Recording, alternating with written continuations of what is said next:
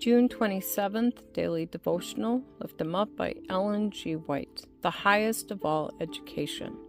And let us not be weary in well-doing, for in due season we shall reap, if we faint not. Galatians chapter 6, verse 9. Christ calls upon us to labor patiently and perseveringly for the thousands perishing in their sins, scattered in all lands like wrecks on a desert shore.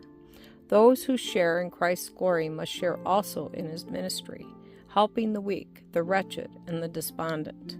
Let those who take up this work make the life of Christ their constant study.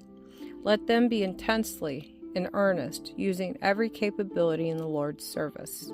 Precious results will follow sincere, unselfish effort.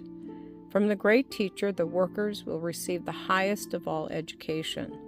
But those who do not impart the light they have received will one day realize that they have sustained a fearful loss.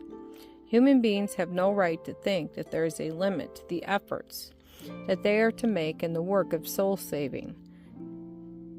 Did Christ ever become weary in his work? Did he ever draw back from sacrifice and hardship?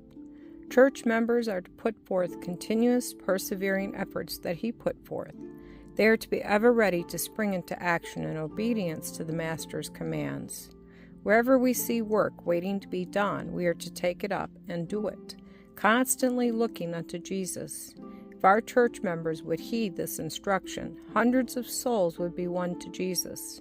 If every church member were a living missionary, the gospel would speedily be proclaimed in all countries, to all peoples, nations, and tongues. Let sanctified ability be brought into the work of proclaiming the truth for this time. If the forces of the enemy gain the victory now, it will be because the churches neglect their God-given work. For years the work has been kept before us, but many have been asleep.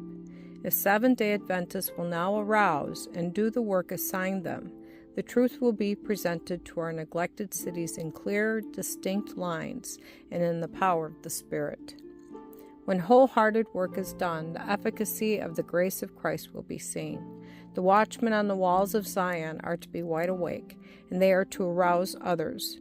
God's people are to be so earnest and faithful in their work for him that all selfishness will be separated from their lives. His workers will then see eye to eye, and the arm of the Lord, the power of which was seen in the life of Christ, will be revealed. Confidence will be restored, and there will be unity in the churches throughout our ranks. To every worker, Christ promises the divine efficiency that will make his labors a success.